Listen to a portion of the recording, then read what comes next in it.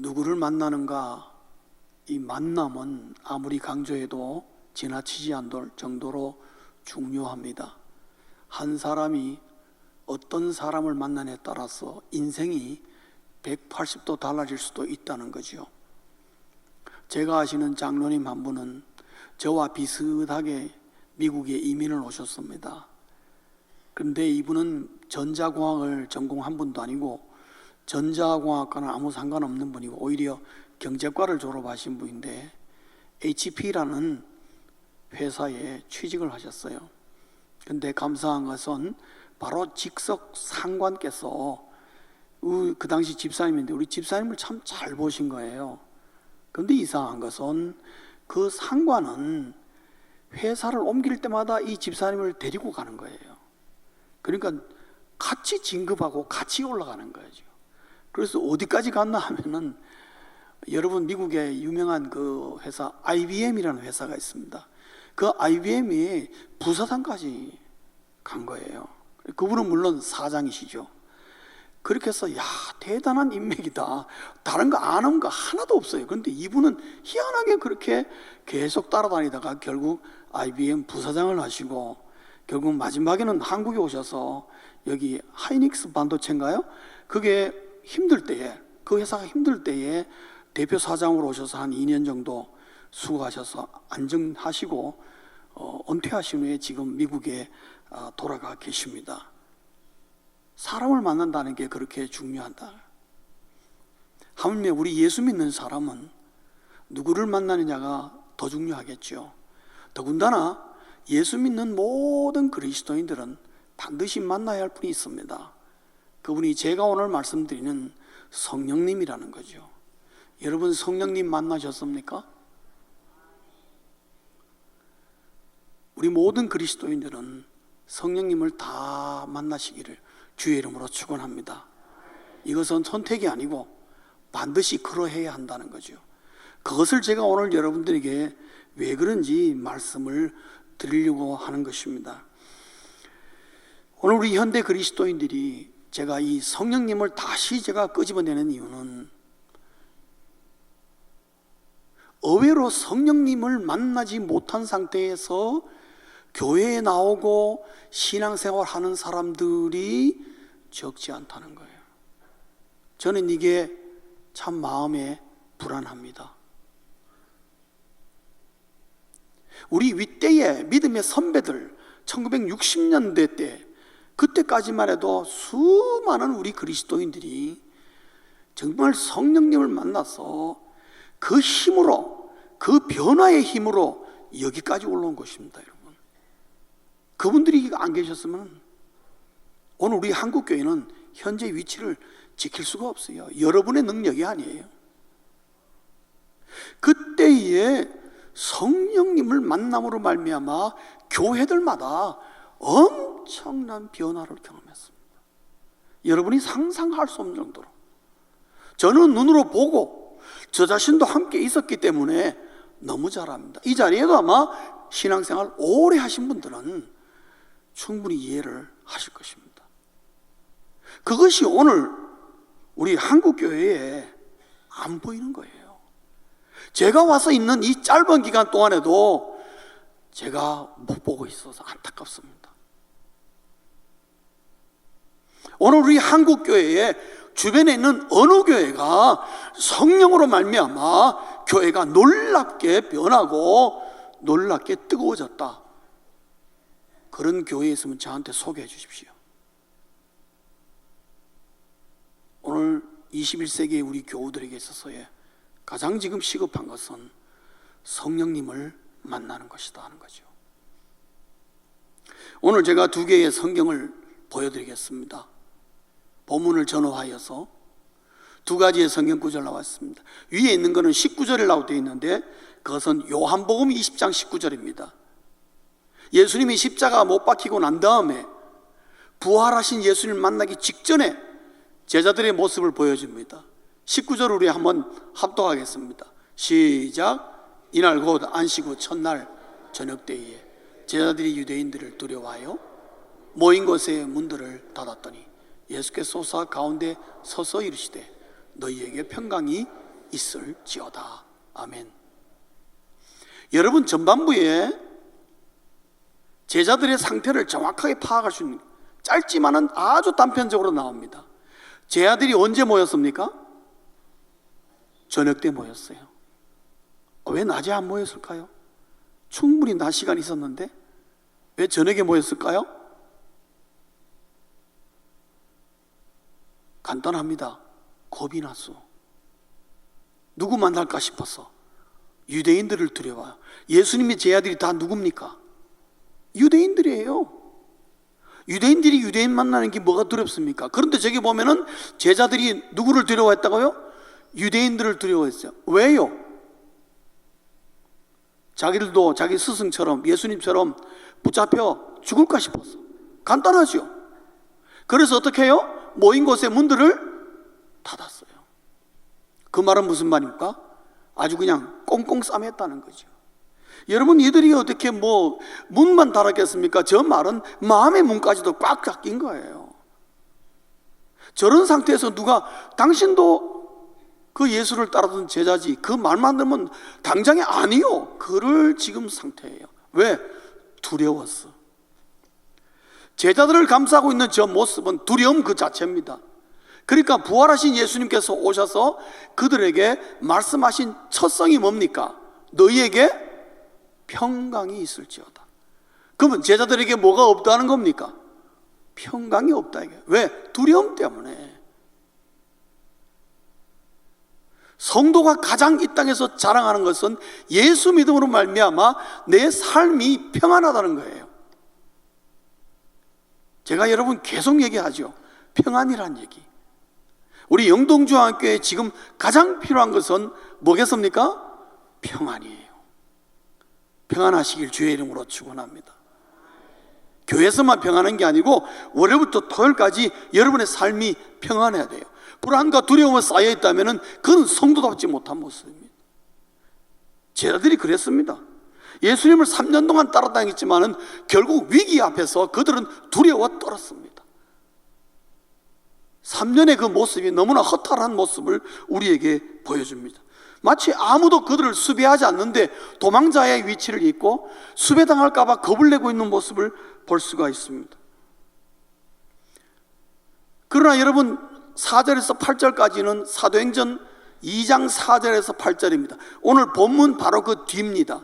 우리 한번 좀 길지만은 함께 합독하시겠습니다. 시작. 그들이 다 성령의 충만함을 받고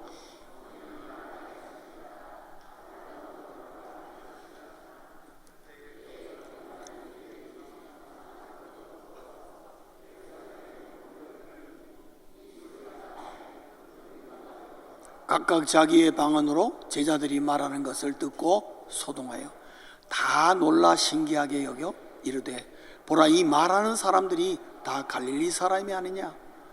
우리 각 사람이 난 곳 방언으로 듣게 되는 것이 어찌 됨이냐? 아멘.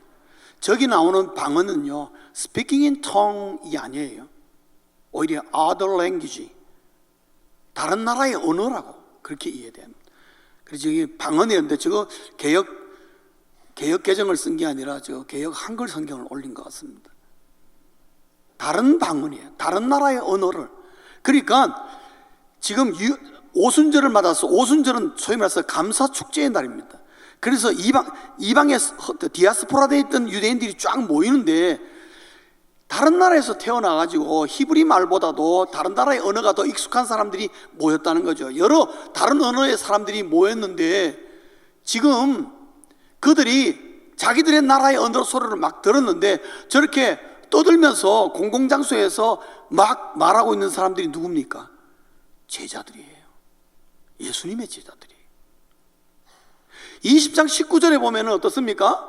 문 꽉 걸어 잠그고 꽉 숨어가지고 저녁에 자기들끼리 모여서 벌벌 떨고 있는 모습인데, 오늘 여기 2장 4절부터 8절까지 보면은 공공장소에 가가지고 감사절에 온 모든 유대인들을 향해서 뭐예요? 예수 그러고 있는 거예요. 그러니까 깜짝 놀란 거예요, 사람들이. 7절에 보면 다 놀라 신기하게 해요. 저 사람들 저 갈릴리 사람 아니냐? 그 말은 시골 사람이에요. 못 배운 사람들이에요. 저런 사람들이 우리 언어를 어떻게 하냐? 우리 방언으로 막 얘기하네? 그겁니다. 지금 19절과 4절에서 8절 사이에 사람들은 똑같습니다. 그 제자가 그 제자들이에요. 그런데 완전히 달라진 거예요. 180도 달라졌어요. 닫혔던 마음의 문들이 다 열렸고, 모든 두려움과 불안이 사라지고, 누구도 못 말리는 자유로운 자들이 되었다는 겁니다. 그 뒤로 가면 더 그렇습니다, 여러분. 협박과 공갈에도 눈도 깜짝 안 하고, 내가 믿는 예수 그리스도를 내가 전하지 않고 어떻게 했냐고.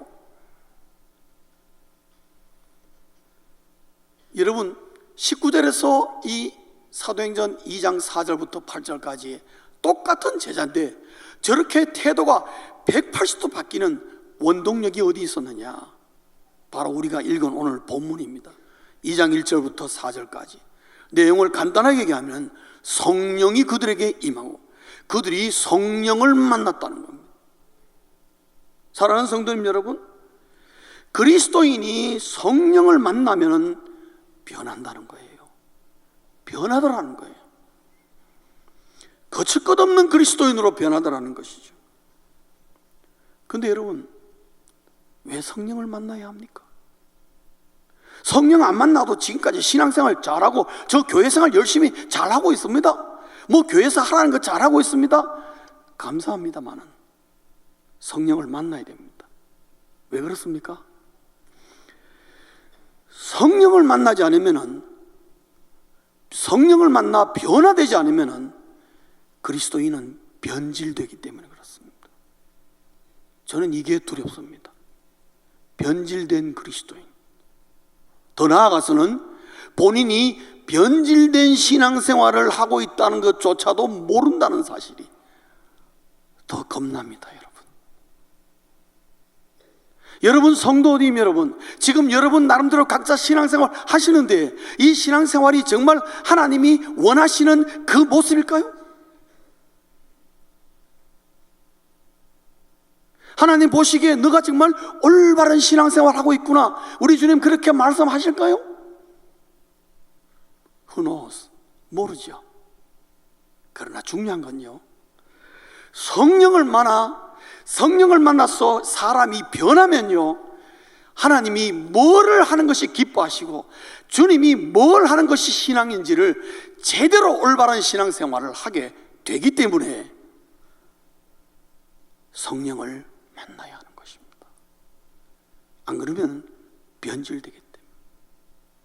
저는 우리 한국교회가 변질된 신앙생활이 그냥 토착화되지 않을까, 정착되어 버리지 않을까, 이대로 흘러가는 것 아닐까, 저는 그게 걱정스럽습니다.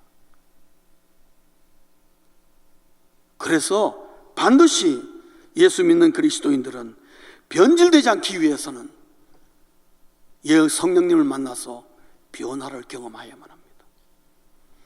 변질된 신앙의 징표는 뭐냐? 신앙생활하는 게 힘듭니다. 무겁습니다. 부담이 됩니다.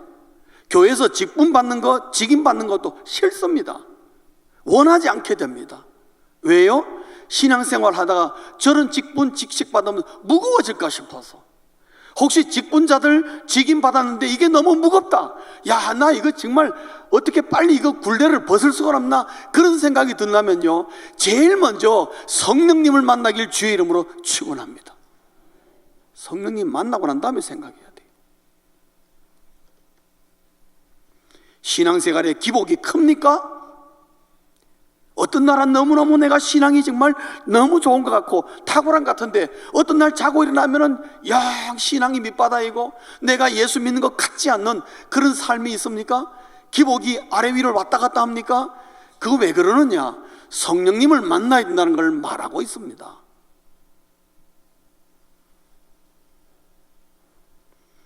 여러분의 삶의 인생에 변화가 필요합니까? 나는 정말 변해야 되겠다. 성령님을 만나시기를 다시 한번 주의 이름으로 축원합니다. 성령님을 만난 인생과 그 만나기 전의 인생은 여러분 너무나 다릅니다. 저는 목회자의 길 꿈에도 생각 안 했습니다. 그리고 우리 집안 어느 누구도 내보고 목사 되라 혹은 뭐 신학 공부를 해라 이렇게 말한 적이 한 번도 없었습니다.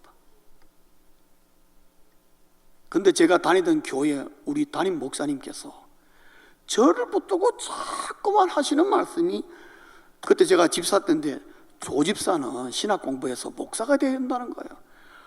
제가 그 소리 얼마나 들었는지. 목사님 만나는 게 정말 거꾸로웠어요. 만나면 자꾸 그 얘기를 하시는 거예요. 근데 사람이 자꾸 듣다 보면 안 들으면 못하다고, 자꾸 듣다 보니까 어떻게 해요? 내가 이게 하나님의 음성을 내가 혹시 이거 내가 헛되이 듣는 건가? 좀 그런 생각이 드는 거예요. 그 어느 날 우리 담임 목사님께서 아예 신학교 원서를 들고 왔어요. 들고 와가지고 쓰라는 거예요. 목사님, 저는 전혀 준비가 안 됐습니다. 저는 못 갑니다. 가야 된대. 그 다음에 만날 때는요, 우리 목사님이 원서를 다 써왔어요. 써와가지고 사인만 하라는 거예요. 세상에. 저는 그래 정말 떠밀려가지고 신학 갔습니다. 근데 여러분, 제가 신학 공부를 하는데 저는 이과 출신입니다. 저는 수학이 더 좋아요. 그러니까 글 쓰는 거 저 참 재미없고요. 근데 신학은 전부 다 문과예요. 이과 좋아하는 사람이 문과에 가면 재미있겠습니까? 세상에 못 따라가겠는 거예요. 그렇게 재미없어요. 강의 시간에 내내 졸기만 하고 이래가지고는 이거는 아니다 싶은 생각이 돼요. 제가 기도했습니다. 하나님, 이거 아닙니다. 저는 아닌 것 같아요. 내가 이거 bad choice, 이 초이스가 잘못된 것 같아. 하나님, 저 놔주십시오. 그러다가 제가 성령을 만났습니다. 성령을 만나면서 성령께서 제 눈을 뒤집어 놓고 제 생각을 뒤집어 놓고 제 마음과 모든 것을 뒤집어 놓는데요, 그때부터 신학교 강의가 눈에 들어오고 귀에 들어오고, 신학교 강의가 재미있고 궁금해지고 성경 읽는 것이 재미있고 궁금해지기 시작하더라고요. 제가 집사 생활하면서도 성경 정말 재미없었어요. 잠 안 올 때, 정말 안 올 때 잠자기 위해서 펼쳐놓으면 그냥 1분 이내에 그냥 가는 그 정도로, 저희 아버님이 목사라도 저는 그랬어요. 예. 그런데 그게 아니더라고요. 성령이 사람을 바꿔놓는 거예요. 제가 성령을 만났기 때문에 사실 여기까지 온 겁니다. 전혀 다른 인생을 펼쳐나가는데 그 인생은 뭐냐? 하나님이 나를 향한 계획을 펼치기 시작하는 거예요. 성령님 만나기 전까지는 하나님이 나를 원하는지, 내가 어떤 인생을 살아야 하는지, 어떤 직업과 어떤 사업과 어떤 사람을, 어떤 관계를 만나야 되는지 잘 몰라요. 근데 성령님을 만나서 그분과 대화하며 동행하면은 답이 딱딱 나와요. 만나야 될 사람과 만나지 말아야 될 사람 분명하게 구분이 되고, 해야 될 일과 하지 말아야 될 일, 누가 가르쳐주지 않아도 알게 돼요. 그리고 내가 가야 할 길을 정확하게 목적의식을 갖고 인생을 사는 거고, 목적의식 없이 그냥 다른 사람이 다 그렇게 하니까 나도 그렇게 덩달아 왔다 갔다 하면서 신앙생활하고 사회생활하는 거하고는 하늘과 땅 차이입니다. 그래서 우리는 성령님을 만나야만 하는 것입니다. 아멘이십니까? 만나기로 작심하셨습니까? 꼭 그렇게 되시길 바랍니다. 어떻게 성령님을 만날 수 있을까? 두 가지 설명드리겠습니다. 하나는 예수를 나의 구원자로 아직까지 영접하지 않은, 다시 말하면 예수를 믿지 않는 분이 여기 계시다면 그분에게 제가 권하는 것은 예수를 믿으십시오. 나의 구원자로 영접하시고 예수 믿는 그리스도인으로 먼저 내 마음과 내 자세를 바꾸십시오. 그것이 선행되어야 됩니다. 그것이 우선되어야 됩니다. 그래서 예수를 믿지 않는 사람들에게는 예수를 믿는 것이 먼저요, 주 예수 그리스도의 십자가의 복음을 듣는 것이 먼저입니다. 그를 그러나 나는 예수를 믿는다고 할 때는 여러분 다 아실 것입니다. 예수를 믿는 순간 성령이 나에게 임하셔서 내주하시는 성령, 즉 나와 함께 거하시는 성령, 우리 다 그렇게 알고 있습니다. 맞습니까? 그렇게 알고 계시죠. 그러나 그 성령을 인액티브하게 만들면 안 됩니다. 주무시게 만들면 안 된다는 거죠. 성령을 잠재우지 마십시오. 성령을 깨워서 성령님을 액티브하게 만드셔야 되는 겁니다. 그게 성령님을 만나는 겁니다. 여러분, 눈에 보이지 않는 성령이 아니라 내 삶 속에 눈에 보이는 성령님을 여러분이 만나야 하는 겁니다. 그건 다른 것입니다. 오늘날 수많은 성도님들이 머릿속으로 생각하기를 내가 예수 믿으니까 성령이 나와 함께 한다고 생각합니다. 그럼 성령을 보여주세요. 할 말이 없어요. 왜? 성령이 인액티브하니까. 성령님의 이름을 불러본 적도 없고 성령님에게 뭐 요구한 적도 없고 성령님을 한 번도 생각해보지도 않는데 성령님 안 움직입니다. 성령님은 성경에는 없지만 제 경험상으로 볼 때는요, 꼭 성령님 이름을 불러야 반응이 옵니다. 왜 그러십니까? 성령님은 우리가 인액티브하게 만들면 안 되고 액티브하게 만들어야 돼요. 성령님을 내가 분주하게 만들면 만들수록 내 삶 속에 살아계시는 성령의 역사와 성령의 능력과 성령의 움직임을 내 눈으로 삶 속에서 목격하는 것입니다. 여러분, 이게 얼마나 신나는 신앙인 줄 아십니까? 얼마나 다이나믹한 인생인 줄 아십니까? 여러분, 상상을 넘어가는 것입니다. 이걸 우리가 놓치고 살면 안 되죠. 하나님이 우리에게 주신 베네핏인데, 그러면 성령님을 정말 액티브하게 활동력 있게 성령님을 일으켜 세워 내 삶 속에서 움직이게 만들기 위해서 성령을 만나는 것을 두 가지가 있습니다. 오늘 여기 제자들의 모습 보면 합니다. 1장 4절에 보면은 예수님이 성천하시려고 그러니까 제 아들이 주님 또 어딜 가시려고 그러십니까? 그런 거. 왜요? 불안하잖아요. 부활하시는 40일 동안 같이 계셔서 그나마 괜찮았는데 또 주님 어디 가신다 그러네? 그러니까 제자들이 또 불안하죠. 그러니까 1장 4절에 예수님이 뭐라 하시냐면은 예루살렘을 떠나지 말고 약속하신 것을 기다리라 그러시고 승천하셨어요. 약속한 것, 그는 성령이에요. 성령이 임할 테니까 기다리라. 예루살렘을 떠나지 말고. 그래서 사도행전 1장 12절에서 14절을 보면 제자들이 예수님 말씀에 따라서 예루살렘을 안 떠납니다. 여러분, 모여 있습니다. 뭐 이유가 있습니까? 없어요. 무조건 기다린 거예요. 거기서. 왜? 예수님이 그렇게 말씀하셨으니까 그냥 앉아서 모여서 기다린 거예요. 우선 예수님 말씀에 대한 순종입니다. 성령을 만나는 길 첫째는 순종이에요. 말씀이 그러하면 그런 줄 알아야 돼요. 그렇게 걸어가야 됩니다. 그 용기가 필요하고 그 담대함이 있어야 됩니다. 또 하나는 뭐냐 하면은 기도하는 것입니다. 이들이 모여가지고 14절 보면은 120명 정도가 모였는데 모여서 뭐 했느냐? 오로지 기도에 힘썼다 그랬어요. 전혀 기도했습니다. 열심히 기도했습니다. 여러분, 집중해서 오늘 기도하면 또 파하고 나면 집에 갔다가 그 다음날 또 와서 또 기도하고 또 기도하고 했습니다. 한 며칠 정도 했을까요? 여러분 계산하신 분 있습니까? 오순절이란 50일, 오순은 50일입니다. 열흘이 한 순이니까. 그렇죠? 초순, 중순 그렇게 하죠. 그러니까 50일이니까 뭐로부터 50일이냐? 6월절부터 50일이에요. 예수님이 십자가 언제 못 박히셨죠? 6월절에 박히셨어요. 그럼 50일 지났어요. 그러면 40일 동안 예수님이 부활하신 주님이 제자들과 함께 했습니다. 승천하셨습니다. 그럼 오순절이니까 며칠이에요? 며칠이에요? 열흘 동안. 열흘 동안 모여서 이렇게 한 거예요. 반복적으로 예루살렘 모여가지고 하루니까 마가의 다락방 모여서 열심히 기도한 거예요.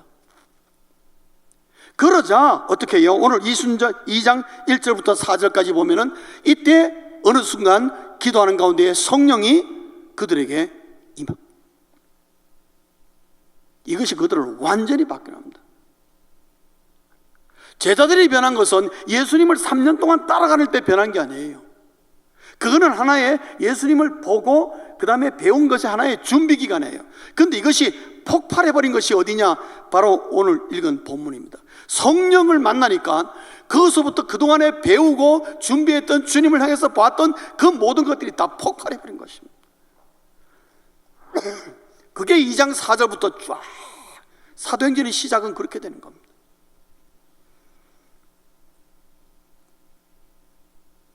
제가 정리하겠습니다. 성령님을 만나는 길은요, 따라할까요? 사모하라, 기도하라, 기다리라. 한 며칠 정도요?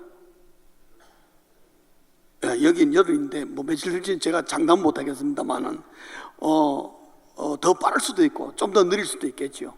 근데 참 중요한 건요, 기도입니다. 기도하는 사람은 반드시 성령을 만납니다. 아멘이십니까?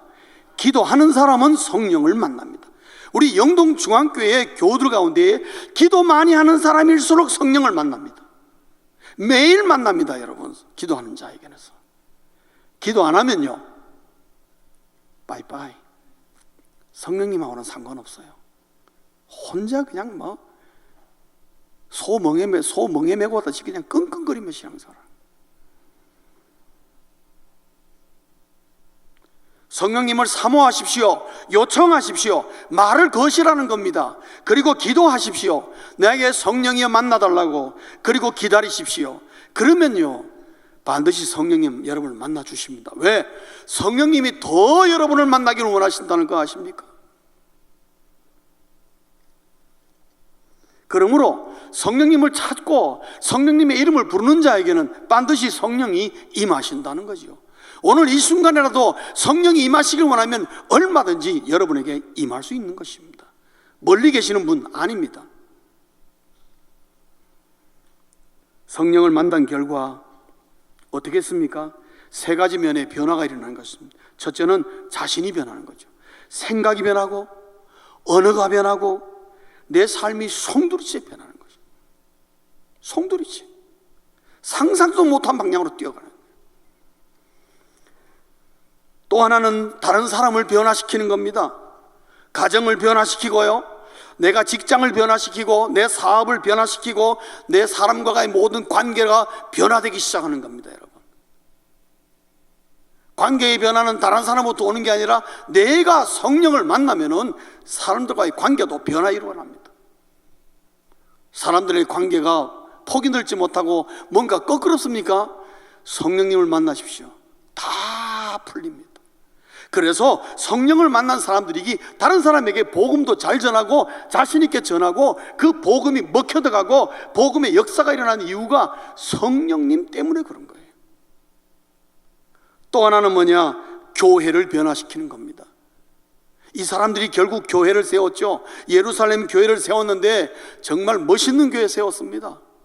성도님 여러분, 우리 영동중앙교회 안에 성령님을 만난 교우가 많으면 많을수록 영동중앙교회는 건강하고 왕성한 교회가 될 줄 믿습니다. 다른 거 아니에요. 교회의 부흥은 성령이 시키는 겁니다. 훌륭한 목사님이 교회를 부흥시키는 거 아닙니다, 여러분. 교회에 아주 멋있는 좋은 프로그램이 교회를 부흥시키는 거 아닙니다. 성경 공부 많이 하고 뭐 제자 훈련 뭐 많이 하는 거 굉장히 좋습니다. 그러나 그 많은 성경 공부와 제자 훈련 그 모든 것이 성령이 만나야 그것이 폭발하는 것이지, 제자 훈련과 성경 공부 많이 하고 성령을 만나지 못하면은 그거는 그냥 지식 수준에서 머무는 것입니다. 저도 목회하면서 처음에 10년 동안 열심히 성경 공부 시켰습니다. 교인들 정말 달달달 볶아가면 제가 성경 공부 시켰습니다. 왜? 그러면 변하는 줄 알고. 10년 하고 저도 아주 번아웃 될 정도였어요. 너무 힘들었어요. 성경 공부 갖고. 어떤 분은 그러다 해서 설교만 잘해도 된다고. 저도 설교 잘하려고 열심히 애를 쓰고 공부했는데 가만 지나고 보니까 설교만 잘한다고 되는 게 아니에요. 왜냐하면 돌아서면 잊어버려. 수요일날만 되면 까맣게 잊어버려요. 물론 그래서 또 다음 주일 또 새로운 설교를 하긴 합니다만은, 교우님 여러분, 지난주일 제 설교 기억하십니까? 몇 명 안 될걸요? 지난주일 뭐 했는지 성경 본문은 고사하고 내용도 기억한다고. 근데 사람들의 특징은 뭐냐? 예화만 기억하고 있어요. 웃기는 예화만. 여러분, 교회의 부흥은 성령께서 하시는 겁니다. 사도행전 읽어보십시오. 성령이 하셨습니다. 제자들이 뭐 똑똑한 사람들입니까? 많이 배운 사람들 아닙니다. 갈릴리 출신들이에요. 시골 사람들이에요. 어부들이에요. 그 사람들이 알아봐요. 뭐 얼마나 알겠습니까? 무슨 뭐 특별한 제도가 있었습니까? 프로그램이 있었습니까? 여기 무슨 성경 공부했다는 말이 있습니까? 뭐 그렇다고 여러분 성경 공부하지 말라는 말이 아니에요. 그러나 이들이 예수님을 눈으로 보며 배운 게 3년이 있었어요. 그 3년의 공부가 있었다고요. 그러니까 성령 만나니까 폭발해버린 것입니다. 우리 영동중앙교회가 저는 부흥하기를 늘 기도합니다. 그러나 인간의 힘으로, 뭐 인간의 무슨 지혜로, 애씀으로 되는 게 아니라 성령을 만난 사람들이 교회 안에 많아지면은 교회는 성령으로 말미암아 부흥하게 되는 겁니다. 그 원리를 여러분 뒤집으시면 안 됩니다. 성령이 왕성한 가운데서도 전도도 하고, 성령이 왕성한 가운데서 하나님 말씀 배우고, 이런저런 일 할 때 그것이 왕성하게 되고 그것이 놀라운 파급 효과를 일으키게 되는 것이지, 성령이 빠진 상태에서 교회가 이거 하고 저거 하고 뭐를 다 해도 그냥 겨우 잘해야 제자리 걸음밖에 안 되는 겁니다. 이 모든 변화의 원동력은 뭐냐? 오늘 본문 4절에 보시면은 성령의 충만함이에요. 성령의 다스림을 받으니까 이렇게 변하더라는 걸 말하는 것입니다. 여러분의 가정이 성령의 다스림을 받으시고, 직장이 성령의 다스림을 받고, 사업의 현장이, 여러분의 삶의 현장이 성령의 다스림을 받으면은 이렇게 변화가 일어난다는 겁니다. 말씀을 맺겠습니다. 성도는 성령님을 만나야 변한다는 겁니다. 그래서 우리는 성령을 매일 만나야 하는 것입니다.